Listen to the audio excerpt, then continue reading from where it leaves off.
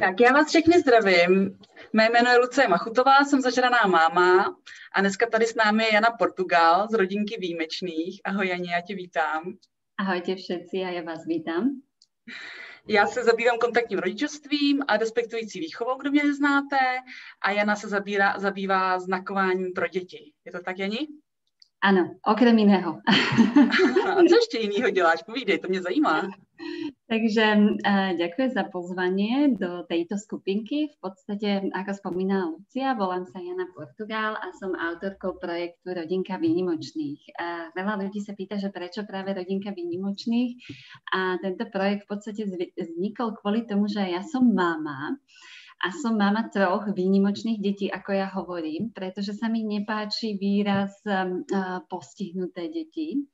A radšej používam výraz výnimočné deti alebo deti so špeciálnymi potrebami, prípadne deti s handicapom. A v podstate ja som matkou 3 detí. Jedno vlastne sa narodilo pred 9 rokmi, to je môj syn Maxim, ktorý sa narodil s diagnózou Downov syndrom. Potom mám ešte 2 dcéry. Najmladšia dcéra je vlastne 6-ročná a tá vo veku asi 4 rokov prekonala meningitídu a tým pádom ohluchla. Čiže zo dňa na deň som mala dieťa, zo zdravého dieťa výnimočné. A najstaršia dcéra je výnimočná tým, že rada maluje a tvorí.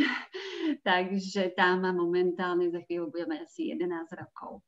No a v podstate ten projekt Rodinka Výnimočných vznikol práve kvôli môjmu synovi, ktorý sa narodil s tým Downovým syndromom. A ja som vlastne si vďaka nemu uvedomila, že proste milujem sa vzdelávať a proste nejakým spôsobom získavať nové poznatky a tie rozširovať ďalej medzi tých, ktorých to vlastne zaujíma, ktorých by to mohlo inšpirovať k tomu, aby proste ten svoj život nejakým spôsobom ovplyvnili, zmenili, aby sa stali takými tvorcami, aby proste len pasívne nepríjmali to, čo sa im deje, ale aby naozaj vyšli do tej akcie a začali proste konať, pretože keď sa môj syn narodil, tak mal asi 8 mesiacov, keď nám oznámili, že sa nedožije 7 rokov. A to bola tak veľká rana pre nás, a okrem teda tej diagnózy Downov syndrom však. Ale potom vlastne ešte nám oznámili kopec ďalších diagnóz, ktoré mal vlastne pridružené.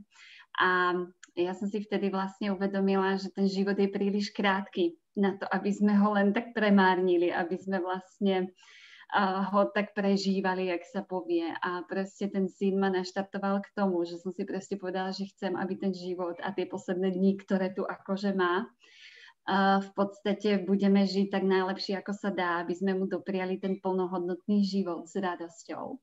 A proste bola to dlhá cesta, ale ja som za ňu veľmi vďačná, pretože mi pomohla ako keby otvoriť sa takej tej odvahe a tomu životu a uvedomiť si, že mnoho vecí si môžeme ovplyvniť. A hlavné posolstvo tohto projektu je vlastne, že zázraky sa stávajú. Ak sme ochotní vykročiť na nejakú cestu poznania a vydať sa do akcie, čo v našom prípade sa stalo a vlastne môj syn sa z tejto nevyliečiteľnej choroby, ktorú mal a ktorú mu diagnostikovali, vlastne vyliečil. A už má, ako vravím, 9 rokov, za chvíľu bude mať 10 a teší sa veľmi dobrému zdraviu, žije veľmi radostný a šťastný život. Takže tomu sa veľmi teším a v podstate aj vďaka tomuto môjmu synovi som sa dostala k tomu znakovaniu alebo detskému znakovaniu, ktoré bude hlavnou témou, ale nezaoberám sa len tým a okrem toho, že zdieľam vlastne ten náš život, tak vlastne sa venujem aj zdravej strave, pretože tá významným vplyvom alebo významným spôsobom ovplyvnila náš život a zdravie toho môjho syna. Takže toto, no a okrem toho sme taká veľmi, jak sa povie, výnimočná rodinka je v tom, že vlastne moje deti sú viacjazyčné. Takže rozprávajú nielen po slovensky, ale aj po nemecky a tá najstaršia dcera teda aj po anglicky. Teda, úžasný. To si zvolila velice přiléhavý název pro vaši rodinku. Ano.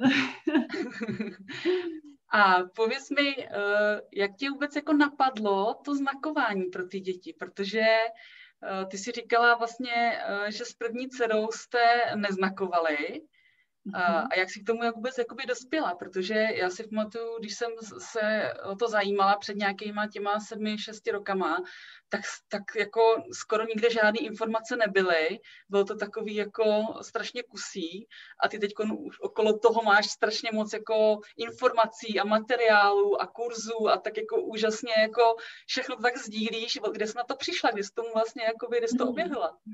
Takže tá naša cesta, ako spomínam, vlastne, keď som mala prvorodenú dceru, tým, že vlastne ono to všetko začalo tým, že ja som sa vydala za Nemca. A vlastne s ním som sa rozhodla si založiť rodinu. A my sme predtým, ako sme vlastne nejakým spôsobom sa dali dokoj, tak sme zvažovali, že kde budeme žiť. A jedno obdobie sme žili vo Švédsku a tam sa vlastne narodila aj moja dcéra prvorodená. Ale akože vtedy sme najmä riešili tú viacjazyčnú výchovu, pretože sme chceli, aby naše dieťa rozprávalo minimálne po slovensky a po nemecky. Takže vtedy už sa tak objavilo to takéto prvé, tá taká chuť sa vzdelávať a hľadať informácie, ktoré u nás bežne nie sú dostupné. A práve tým, že vlastne ja som rozprávala po anglicky a tým, že môj muž bol síce Nemec, ale ja som nerozprávala po nemecky, takže ja som sa bavila s ním po anglicky, preto sme vlastne v tom dennodennom živote mali 3 jazyky.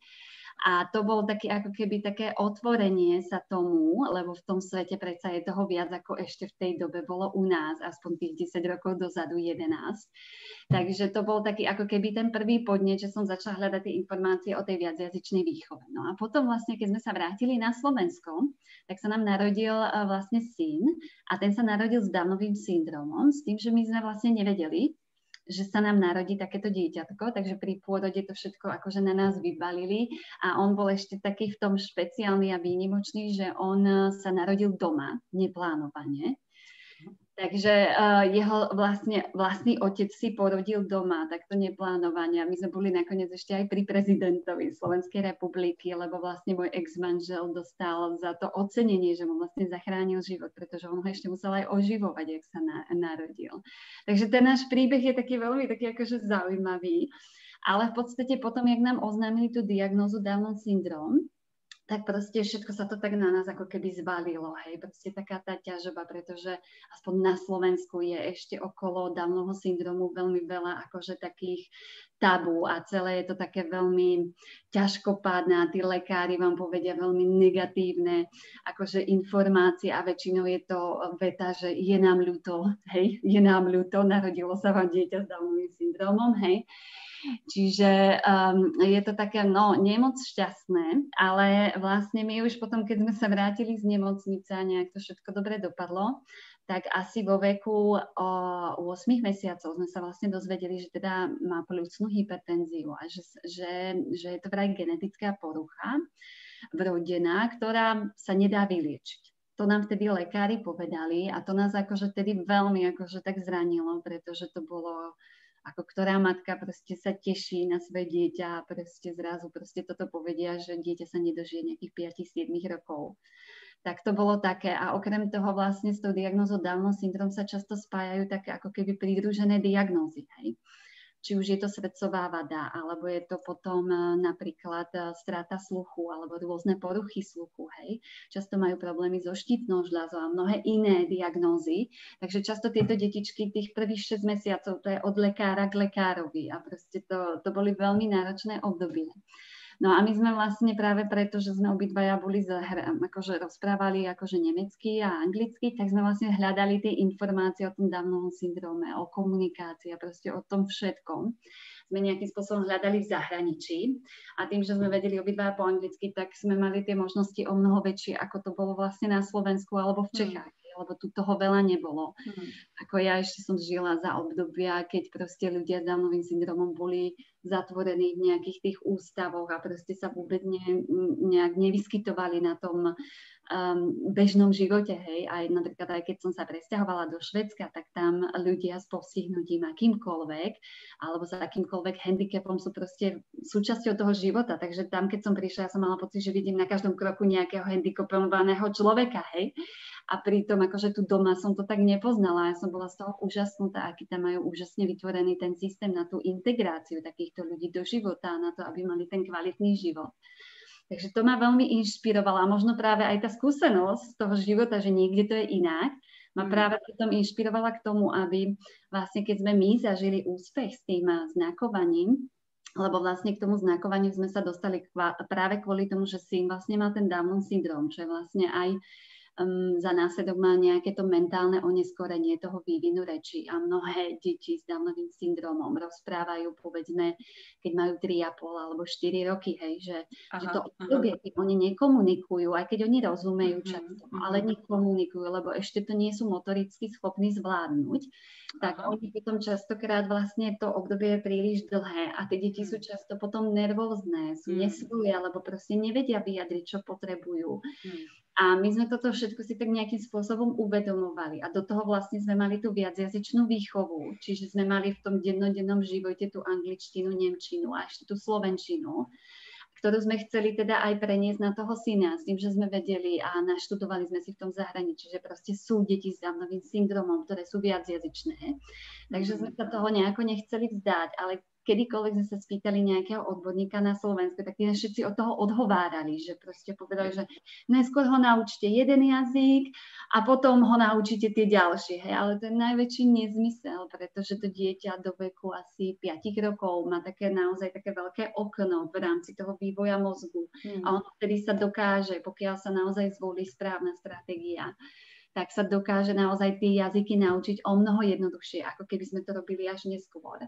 No, čiže to bol taký jeden hlavný dôvod. A potom druhý dôvod bol ten, že vlastne v rámci tých všetkých pridružených diagnóz, ktoré nám oznámili lekári, tak my sme ešte zistili, že teda aj náš syn má poruchu sluchu, čo znamenalo, že on nepočul klasickú hovorenú reč. Hej? Čiže my, keď sa teraz tu rozprávame, tak rozprávame okolo možno nejakých 20 decibelov a on toto nepočul.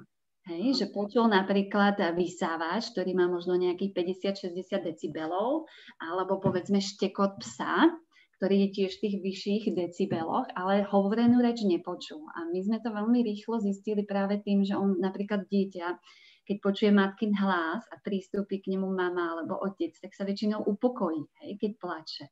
A on sa neupokojil. On bol proste tak akože, že väčšinou tam muselo byť nejaký iný podnet. A proste sme začali aj vnímať, že proste tie zvuky nereaguje na tie zvuky, že dieťa maličké, keď počuje treba z mixer, keď sa náhle zapne, to je taký veľmi silný zvuk, hej, tak proste mykne očkami, alebo zažmúrka, alebo sa tak strhne bábätko. A on toto vôbec nemal. Takže sme to veľmi rýchlo riešili, ale v tom čase na Slovensku naozaj situácia, čo sa týka tohto, bola veľmi zlá. My sme nemali ani audiocentrum, ani proste tie vyšetrenia, ktoré sa robili, boli veľmi, veľmi biedné. Za tých 10 rokov sa to akože hodne zlepšilo, ešte stále to bohužiaľ nie je ideálne. A mnoho rodín chodí treba do Brna na vyšetrenia, aj keď už v Bratislave je audiocentrum. Ale tam som sa vlastne vďaka tejto poruche sluchu som sa dostala do kontaktu s jednou ženou, ktorá tiež rozprávala po anglicky, ktorá sa venovala práve deťom so sluchovým postihnutím. A ona nám tedy odporúčala, že máme ísť do posunkového jazyka. A my sme ako teraz začali skúmať ten posunkový jazyk a zhovozu sme zistili, že vlastne že slovenský posunkový jazyk je úplne iný, ako je treba nemecký posunkový jazyk alebo český posunkový jazyk. Hej? Čiže posunkový jazyk je v podstate celý komplexný jazykový systém, ktorý používajú nepočujúci ľudia, hej? V určitej krajine. A ten každý systém si má svoje špecifika, svoju gramatiku, to, ako sa tie znaky tvoria, ako vypadajú, ako sa používajú. Takže my sme boli z toho úplne ako, že my sme mysleli, že je nejaký univerzálny. A ono dokonca v minulosti bol nejaký univerzálny posunkový jazyk, ale ktorý sa bohužiaľ vôbec neujal. Aha. Takže sa vôbec nepoužíva. No a tak sme vlastne, ak sme toto začali nejakým spôsobom hľadať, tak sme potom ešte narazili na jednu americkú spoločnosť, ktorá v podstate nám aj potvrdila, že dieťa s Downovým syndromom, aj keď má dokonca tú stratu sluchu, ale ak ju má správne kompenzovanú tými načúvacími prístrojmi, takže potom vlastne môže sa naučiť tie dva jazyky a je to možné. Hej. Tak to nám dodalo takú nádej. A teraz sme už začali hľadať tie riešenia, že ako by to bolo možné. No a v tom čase, ako 10 rokov dozadu, nikto o znakovaní detskom vôbec nepočul, lebo vlastne to detské znakovanie ako také prišlo z Ameriky od takých 2 psychologičiek, ktoré ho začali používať práve pre počujúce deti. Hej. A to je ďalší akože z takých vecí, ktorý mnoho ľudí, keď počuje detské znakovanie, tak si myslí, že to je pre nepočujúce deti. Že je to vlastne tá znaková reč, ktorú používajú v tej danej krajine nepočujúci ľudia. A ono to tak vlastne nie je.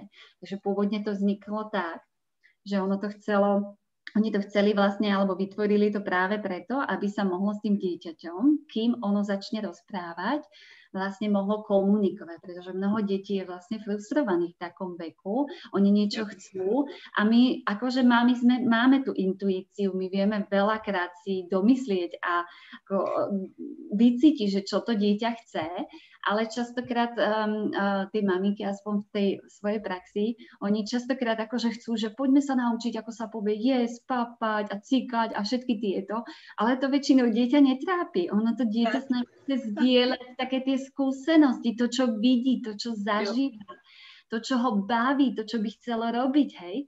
Že Presne takovou mám skúsenosť, no. Presne, no. A oni sú potom všetky tie maminky také frustrované, že ja ho učím jesť a papať a ono to bolí a že bolí ma a takto. A ono to vôbec neopakuje. A ono to je presne preto, že dieťa to nezaujíma. Ono vie, že tá mama vie, akože keď ho niečo bolí, alebo že je hladné.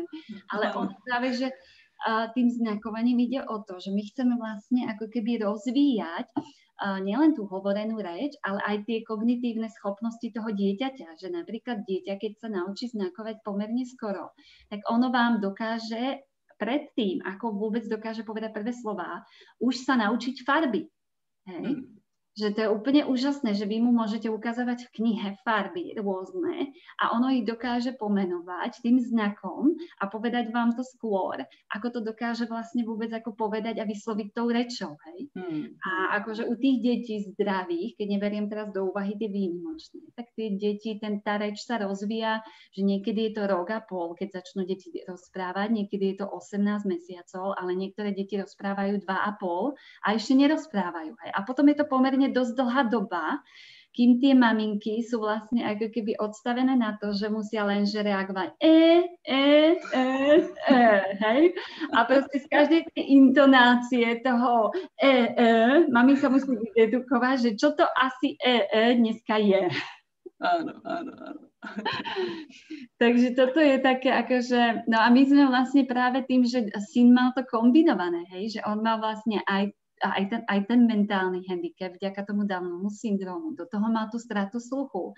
Vďaka Bohu sa z tej straty sluchu ako keby vyliečil, že vlastne sa mu to upravil ten sluch. A on už teraz vlastne nenosí žiadne načúvacie prístroje, ale nosil ich takmer 2 roky, kým bol maličký, lebo on naozaj nepočul a nereagoval na zvuky. A práve tým, že sme to veľmi skoro podchytili, tak to rečové centrum a tým znakovaním my sme vlastne podporili, aby sa to rečové centrum rozvíjalo. Hej? Lebo častokrát napríklad maminky nevedia a mnohokrát aj lekári, že zabúdajú na to, že v podstate v pôrodnici, keď sa dieťa narodí, tak oni robia tie otoakustické emisie, vďaka ktorým zistia, že či dieťa počuje alebo nepočuje. Ale na čo sa zabúda v praxi je to, že dieťa môže ten sluch strácať. Hej, že napríklad dieťa môže byť často zahlienené, má upchaté tie ušné kanáliky, častokrát sa tam môže vytvoriť mas, alebo sa robí takzvané, že glejové ucho. A to potom upcháva tým detičkom tie ušká, keď sú často choré, častokrát to tam majú. A im to uberá aj povedzme 10-20 decibelov na tom, čo počujú. Že keď si to maminka chce predstaviť, tak napríklad keď sa ponoríte s nosom a celou hlavou do vody, vo vani, tak proste a niekto bude zvonku rozprávať, tak to úplne slabo počujete. A to sa vlastne deje aj s tým dieťaťom, hej. A potom sa už málo kedy vlastne kontroluje, či to dieťa naozaj ešte stále počuje a či nemá nejaké problémy. A potom vlastne tie mamičky častokrát prichádzajú ku mne vo veku 2,5 roka, keď už keď už vlastne to dieťa to rečové centrum nemalo rozvíjané, pretože vlastne ono nepočulo, hej, a už tam prichádza čoraz väčšia tá frustrácia od toho dieťaťa, že mu proste nerozumejú, že nevie, čo chce dať. A potom vlastne je to naozaj problém, akože rozchodiť tú reč toho dieťaťa. Samozrejme, keď sa odstránia tie problémy, že sa treba vyčistí ten kanálik, niekedy sa musia robiť také trubičky špeciálne, aby sa to prepichlo a proste, aby to bolo spriechodnené. Sú rôzne veci, niekedy to dieťa potrebuje proste načúvačik, hej, že proste niektoré deti treba strácajú sluch v priebehu. Hej, takže toto treba ako keby v rámci toho domáceho prostredia ako keby brať do úvahy, že to dieťa môže strácať ten sluch a môže sa mu zhoršovať. A preto je dobré vlastne robiť rôzne také hry a s deťmi si treba cvičiť a kontrolovať to, že treba schovate sa za dvere a zaklopete alebo začnete spievať a spýtate sa, že kde je a to dieťa vás začne hľadať a lokalizovať, hej. Lebo naozaj tieto hry sú veľmi dôležité, už keď dieťatko je asi 6-mesačné, tak ono vlastne naozaj začína vnímať ten zvuk. Preto sú také, že aj na dieťa tak prirodzene hovoríme takým vyšším hlasom. Lebo to dieťa to potrebuje, ono začína vnímať tú intonáciu, všímať si ten hlas, tú mimiku a to je práve ten taký čas, keď proste to dieťa začína ako keby vnímať, že existuje niečo také ako komunikácia, začína s nami komunikovať a vtedy je vlastne ako keby najlepšie sa ako keby tomu tak poddať a proste to podporovať a rozvíjať a všímať si. A čo by som ešte chcela zdôrazniť je, že mnoho rodičov nevie, že každé dieťa, teda aj nepočujúce, blabuce. Ale ono vydáva tie zvuky, pretože to majú úplne všetky deti, ale okolo veku asi 8 až 9 mesiacov sa to začne vytrácať, ak to dieťa nepočuje správne. Že to dieťa prestane blabotať a to je taký jeden z prvých signálov, že treba si to všímať, že ak dieťa proste prestane vydávať také tie zvuky, že mama, papa, alebo proste len tak opakuje niečo, alebo hej, proste hociaké hlásky. A keď toto prestane robiť, tak potom je tam naozaj nejaké to podozrenie, hej, alebo treba z času zazvoniť zvončekom. Tie hrkálky, čo sú proste rôzne autička, tak aby dieťa nevidelo predmet a všímať si, či reaguje na tie zvuky. No. Tak to jsou úžasný tipy, jak to ohlídat. Díky. A jak je to, když jsou děti normálně slyšící, zdraví, kdy se tak dá začít s tím znakováním s nima? Takže čo sa týka znakovania, pokiaľ je to výnimočné dieťa, tak tamto závisí od tej diagnózy, aké má. Hej? Že napríklad u detí s Downovým syndrómom tamto mentálne postihnutie alebo oneskorenie je možno 3-4 mesiace závislosti od každého typu alebo od každého dieťaťa, je to rôzne. Ale my sme napríklad s našim synom začali znakovať, keď mal asi 9 mesiacov, lebo vtedy sme sa vlastne dozvedeli a začali sme to nejako tak skúmať. A čo sa týka tých zdravých detí, tak akože sú veľmi akčné mamičky, ktoré začínajú, keď má dieťa 4 mesiace, ale to ja zdôrazňujem, že tam sa mamičky musia obrniť takouto trpezlivosťou. A prečo? Pretože to dieťa, kým začne ako keby je schopné ukázať ten prvý znak, tak na to musí mať zvládnutú aj nejakú tú motoriku. Čiže tie jemné ručky a tak, aby vôbec dokázalo to vyjadriť. Takže ono to dieťa začne nejakým spôsobom komunikovať. Napríklad mala som jednu mamičku, ktorý synček veľmi skoro začal ukazovať, že chce mliečko a on si vymyslel takýto znak, že si dal ústa vlastne takto prštek a to bol znak pre mliečko a veľmi skoro to začal ukazovať. Ale tam akože môže sa začať tak skôr a potom to dieťa môže okolo 8 mesiacov začať ukazovať prvé znaky. Hej? Ale napríklad som mala maminku, ktorá začala so znakovaním, keď mala jej syn 8 mesiacov a do 3 týždňov, ako bola vlastne u mňa na kurze, tak začal znakovať. Hej, čiže ono je to veľmi individuálne a naozaj to závisí, že či je to dieťa zdravé, či má nejaký oneskorený vývin v niečom, hej, závisí to aj od toho prostredia, v ktorom to dieťa žije.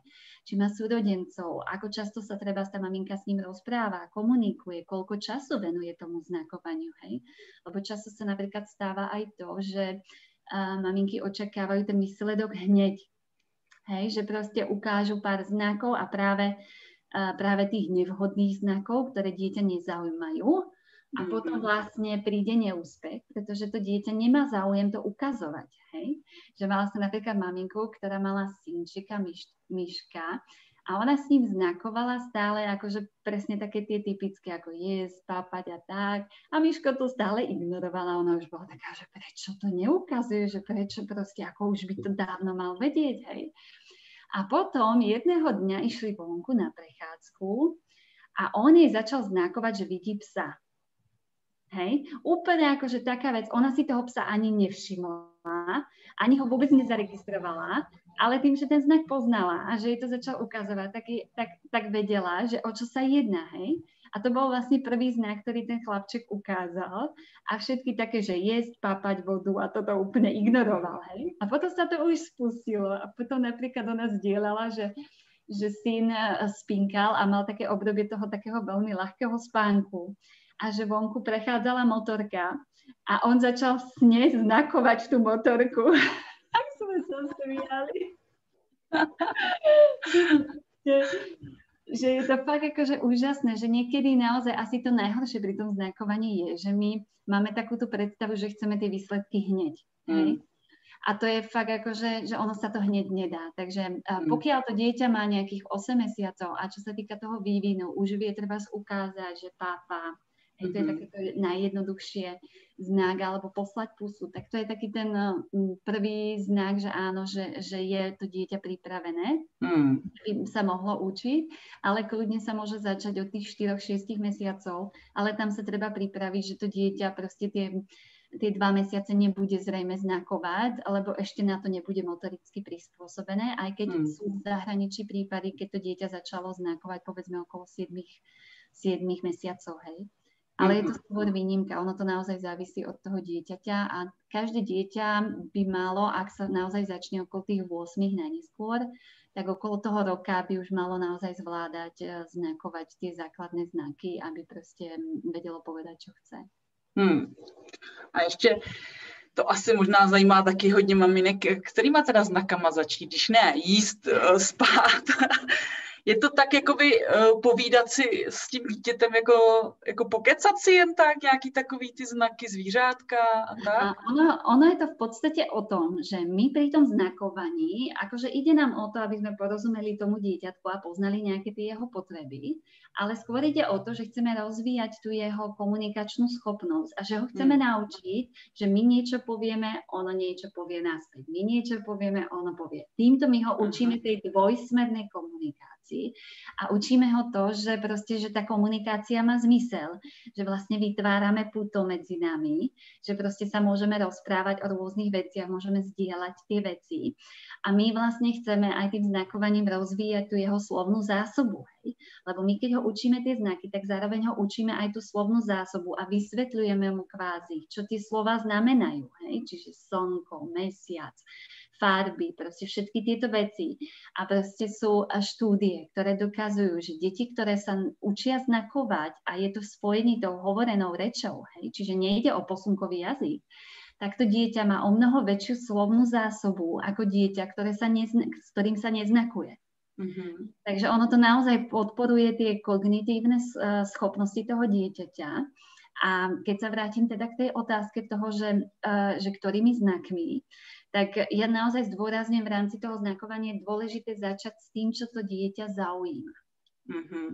Hej, čiže začať s takými konkrétnymi vecami. A ten systém, ktorý vlastne som vyvinula ja, ktorý vlastne som ja propagujem na Slovensku a v Čechách, tak ten je vlastne o tom, že okrem toho, že znaky učíme to dieťa, tak učíme ho to aj vizualizovať. Čiže to dieťa má špeciálnu kartičku, na ktorej je vyobrazené to, čo vlastne ho chceme naučiť. Čiže ono vlastne zapája čo najviac zmyslov, čiže to vidí, počuje a zároveň vlastne má k tomu ten znak, čiže tie pohyby rúk. A tie pohyby rúk sú pritom veľmi dôležité, pretože tá motorika je vlastne spojená s vývinom mozgu a s tými schopnosťami. Hej. Čiže mnohokrát sa stane, že dieťa začne chodiť a potom sa mu treba spustiť aj reč. Hej. Že častokrát to ide jedna s druhým. Ako náhle je dieťa motoricky pozadu, tak častokrát aj ten vývin rečový ide pozadu, pretože to je vlastne spojené. Takže určite odporúčam vlastne k tomu znakovaniu. A to tým znakovaním vlastne, preto je tam vlastne potrebná tá motorika, lebo to dieťa musí nejaký ten znak ukázať tými rukami. Ono je to spojené aj s mimikou tváre, ale samozrejme aj s pohybami rúk. A vždy pri tom znakovaní sa aj rozpráva. A ten môj systém vlastne ešte navyše o tie kartičky vnemové, aby to teda ešte aj vizuálne videlo.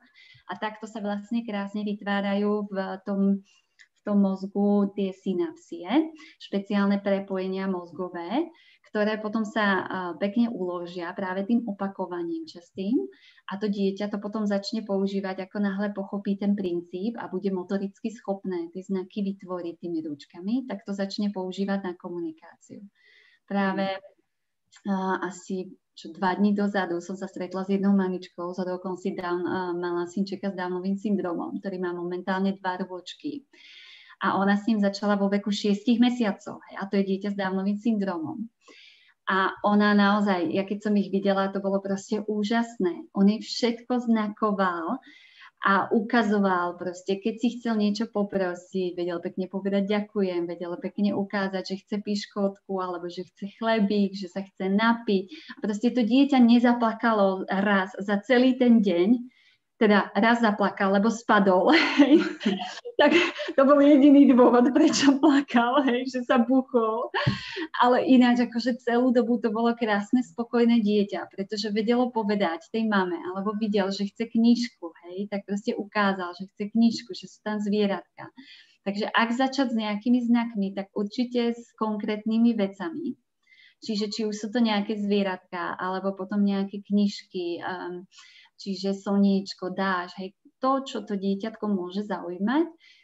U každého dieťaťa je to rozdielne, ale dá sa to a nebáť sa toho, hej. A naozaj tomu treba venovať určité, ako sa povie, obdobie, hej, že nedá sa to všetko hneď, hej, že očakávať, že sa dieťa, keď mu to ukážete 3-krát, že sa to naučí hneď, tak to je veľmi mylná predstava a ak máte takúto predstavu, tak potom to určite nebude fungovať. A jak často tak teda denně jako ukazovat, znakovat? No, ja o tomto budem viacej vlastne hovoriť aj na tom svojom webinári, ktorý sa uskutoční toho 10.8. Takže ak majú mamičky a chcú sa viacej dozvedieť, tak určite nech prídu. Ale čo sa týka toho ukazovania, ono to je veľmi individuálne. Ale na začiatok vlastne ja som zastancom toho, že tak 3-krát do dňa by sa mohlo začať, aby to dieťatko sa ukazovalo. A potom, keď sa vlastne aj maminka naučí tie znaky, že už sa to dostane do toho jej podvedomia, tak potom vždy pri tej činnosti čokoľvek bude ako keby hovoriť a to ten daný znak používať, tak by ho mala použiť aj v tej praxi, aby dieťa naozaj videlo, že je to proste, že to prináša zmysel a že to má používať a kedy sa to má používať. Lebo dieťa sa naozaj najviac naučí tým napodobňovaním. Hej? Keď vidím, že sa to používa, tak vtedy to začne aj ono potom používať. Jo. To dává smysl. A povíš nám něco víc o tom webináři? Co to je za webinář? Takže v podstate ten webinár bude 10.8., čo je za necelý týždeň, no skoro za nejakých 10 dní. A na tom webinári vlastne trošku viacej priblížim ten náš príbeh. Určite sa dozviete ešte aj, aké sú vlastne prínosy toho znakovania, čo všetko vám to znakovanie môže priniesť. Povieme si o najväčších mýtusoch o znakovaní, že s čím sa stretávam v rámci tej praxe. No a tiež si tak trošku bližšie povieme o tom znakovaní a o tom, akým spôsobom to všetko ja učím. A bude tam priestor viac menej aj na otázky, čiže sa budete môcť pýtať, čo vás bude zaujímať. Takže určite tam bude priestor aj na to. Super. A jak se tam ženy dostanou? Já tady dám odkaz a ještě mi... Môžu sa prihlásiť cez odkaz. Je to zadarmo, takže určite stačí sa iba prihlásiť a potom si zarezervovať termín, aby ste mali čas a mohli ste si to pozrieť. Super, tak já moc děkuju. Já kouknu jenom, jestli tady máme nějaký komentáře, protože se nikdo na nic neptá, takže kdo bude mít dotazy na Janu, tak určitě si přihlaste na webinář, dozvíte se víc věcí a Jana vám tam bude moct odpovědět na vaše otázky. Já ti, Ani, moc děkuju, že jsi přijala pozvání sem k nám. Bylo to moc zajímavý, mohli jsme se povídat další hodinu. Určitě ano. A jinak ještě jsem chtěla říct, že já jsem byla u tebe v tom loni, myslím, kurzu krátkým, zdarma, co jsi měla, a byl teda úžasný, strašně mě to nadchlo a úplně mi bylo líto, že mi ten syn už jako, už ho ty znaky nezajímají, už byl moc starý na to, už jako, už radši si se mnou povídal, no, že už to není pro něj tak zajímavý. Jasně. Ale jako kdybych tvoji metodu měla, tak bych určitě s tím nejstarším vydržela mnohem díl trpělivěji, protože my jsme to hrozně brzo vzdali. Já jsem přesně byla ten typ mámy, co chtěl znakovat bolí, au, a mám hlad, chci spát a nějak ho to jako nezajímalo, no. Jasné, no tam ide vlastne presne o to najdôležitejšie je vlastne najskôr, že to dieťa musí pochopiť ten princíp, že na čo to vlastne je. A ono je ako, a čo mnoho mamičiek, jak som spomínala, podceňuje to, že oni chcú, to dieťa chce zdieľať s vami ten svoj život a tie svoje radosti, to, čo vidí, to, čo zažíva, a nie to, aký je hladný, alebo čo by chcel papať, a proste toho až tak netrápi. Nejaký provozní reči. Áno, keď sa nájdu tie prvé znaky, ktoré proste to dieťa ako zaujmú, tak potom je to fakt akože úplne super a to dieťa to pochopí a potom ten proces učenia už ide o mnoho jednoduchšie, lebo to dieťa pochopí, že mu to prináša výhody. Hej? Že ja som napríklad potom už mala chlapčeka, ktorý ocino vraví, no, kým nevedel znakovať, to bolo jednoduché. Som mu doniesol vodu a musel piť vodu. Ale teraz mi už povie, že chce džús a že nechce vodu a preháňa ma v noci, že on nechce vodu, ale džús, hej. Takže áno, no, má to aj také potom nevýhody, jak sa povie, lebo to dieťa už presne vie, čo chce, hej. A nebojí sa to říct. A nebojí sa to žiť, lebo vie, že to dieťa, že ten rodič mu vlastne rozumie, hej. A tu by som ešte možno mohla zdôrazniť na záver, že najhoršie je to, že keď dieťa proste dlhodobo má ten pocit, že mu ten rodič nerozumie, tak ono buď upadne do toho stavu, že býva také veľmi frustrované a nahnevané a proste ide do tohto. Alebo potom môže upadnúť do takej apatie, že stráti ako keby ten kontakt s tým okolím, nemá až taký záujem komunikovať s tým okolím a viac sa tak ako keby uzavrie do seba. Hej.